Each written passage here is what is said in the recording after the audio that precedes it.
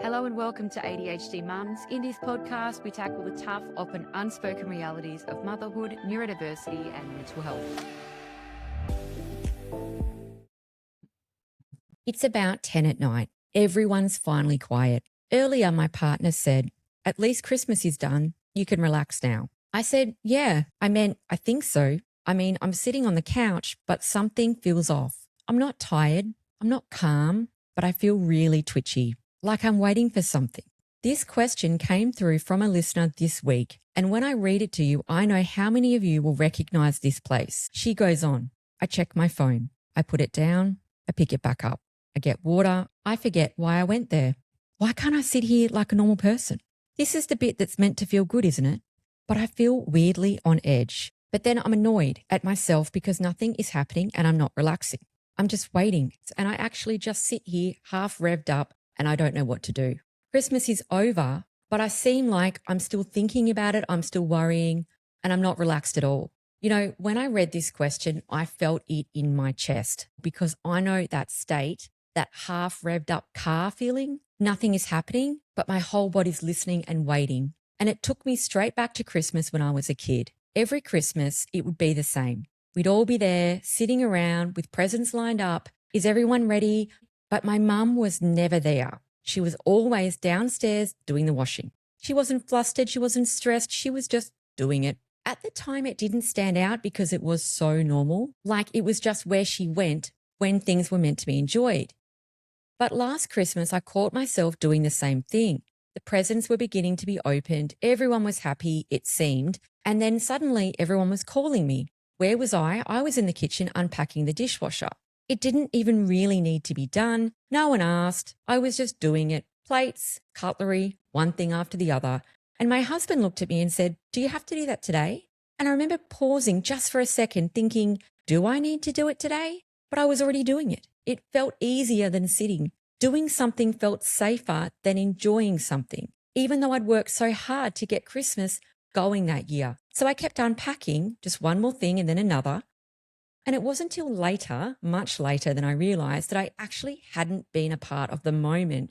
I wasn't missing it on purpose. I wasn't choosing work over joy consciously, but I was doing what I'd learned. Because when things go quiet, my body doesn't soften and relax. I don't know about yours. I look for a job. So are you the mum who starts putting away the wrapping paper in the moment that the kids are actually opening the presents? If that's you, same. So why do we do this and how can we change it?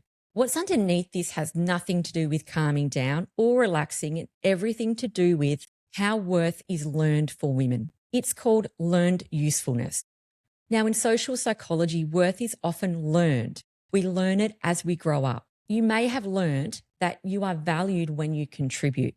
You may feel like you've been included because you're helpful. You may feel like your presence is reinforced as needed when you are serving something or someone else. Now, that doesn't come from one moment. It comes from repetition. Women, especially mothers, are consistently rewarded for being useful rather than visible. And it still happens to daughters today. From girls into women, into mothers, we are anticipating others' needs, smoothing transitions for others, or staying slightly outside of the moment so the moment can happen for everyone else. Over time, the brain builds up this association that belonging is conditional and that presence requires contribution. Now, this is not a belief that you consciously hold, but it might be a rule that you act on a daily basis. It definitely was for me when I caught myself unpacking the dishwasher in the middle of the presents that were being opened by my kids. So when a moment arrives without a task attached, i.e. the week that we're in right now, there's no problem to solve, no one needing anything particularly. Of course, all kids have got needs, but in terms of we are not preparing for Christmas anymore or New Year's, there is no outcome depending on you.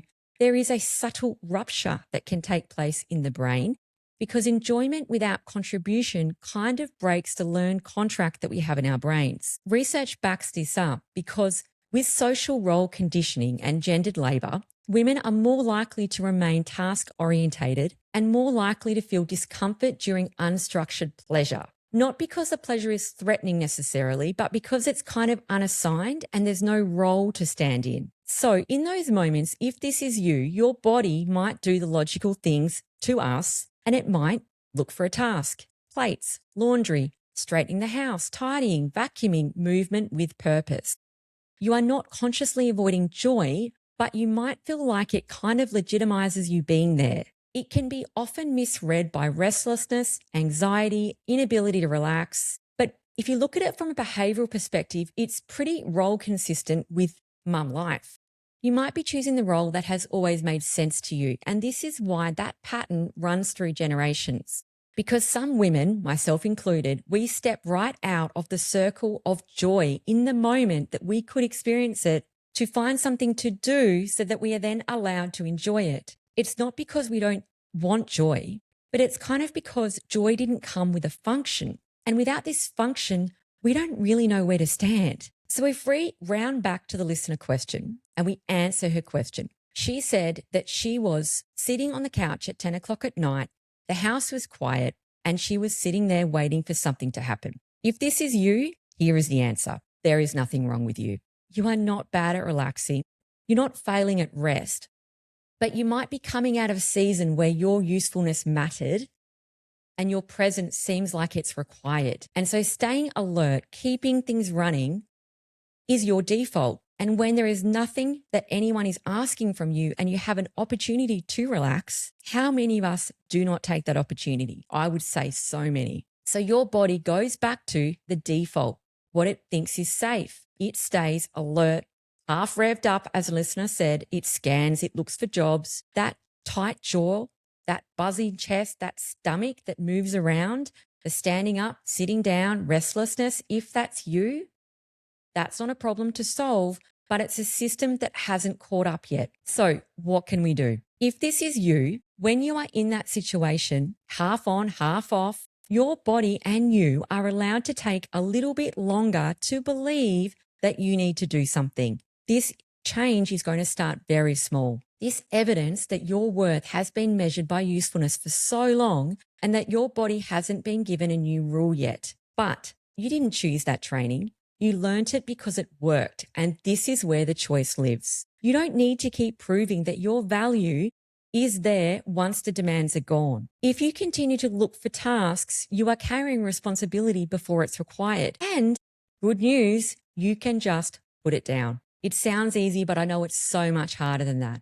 But what are some small things you could do today? This is a few tiny steps. You could take a moment first, a moment to breathe, a moment to not believe the story that you must be useful and go to the next task. Stop and breathe and take just a moment. And just like muscles in the gym, just take another moment after that and then another moment and try to do things for such short periods that have got no productivity attached. That is just you being in the moment. And prepare yourself. It might feel really scary to begin with, but this is the way that we start to unlearn the conditioning that we have around our value being tied to productivity and usefulness. We can make change, and it's up to us to do that today. Thank you so much for listening. If this is you, please share it with a friend. Or if you'd like your listener question answered, please jump into the show notes and press the listener box there. Thank you so much for listening, and Happy New Year. Quick announcement. Did you know that we have an ADHD Mums shop filled with resources designed just for you? These resources are packed with answers to the most frequently asked questions I get sent in via email. Everything from understanding ADHD and autism to practical tips for daily life. There's also a free assessment tool. If you're wondering about ADHD or autism for yourself or your little one, don't forget to check out the free assessment tool under free resources section on my website, adhdmums.com.au.